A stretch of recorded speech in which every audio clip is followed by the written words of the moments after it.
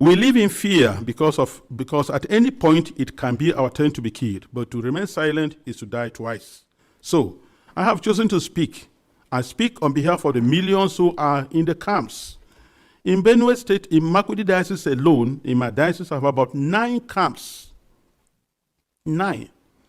On the 5th of March, which was Ash Wednesday, we visited one of the camps, and many of my priests and religious went to the other camps, distributed them to begin the Ash Wednesday with our faithful who are there, because we are the voice of the voiceless. We have to talk for the defenseless. We have to talk about the weak and those who cannot talk about themselves.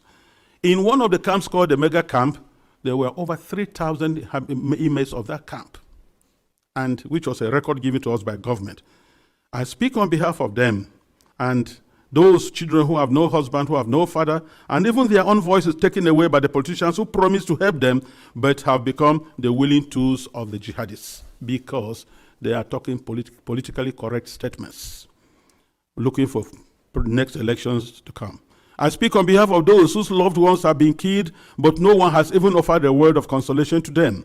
I speak on behalf of the thousands of young girls who have been adopted and raped because no one, not even the media, mentions them anymore. Foremost, I speak on behalf of my flock who are unable to worship freely and unable to return to their ancestral farms and homes because that land has been ruthlessly taken from them by the armed herdsmen. And where they say they want to live in peace with the natives, if you must farm, you have to pay tax to hire the land which belongs to you. That is slavery, to say the least about it. As prosperous Nigeria is in the African continent, and I tell you, if there's outbreak of war in Nigeria, no country around us, Chad, Niger, Ghana, Guinea, Togo, no country can contain the population that will flee to these places.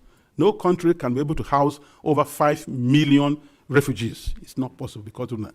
And if 1 million refugees run to Chad and Niger, they'll collapse that country because there'll be no plan to take care of them. So we have to be very careful. Today, I urge you all to use every means within your mandate to start developing a strong and good relationship with Nigeria, where you know that when you speak of human dignity, you are also speaking of the same God-given right you believe is unalienable. Consider that Nigeria can be your ally, but it cannot be one where half the population is in the process of being murderously eliminated. Work with us, the churches, and other Nigerians of goodwill. We are working for a peaceful and prosperous society, and our desperate plight has been set aside U.S. policy for too long, to the cost of thousands of lives.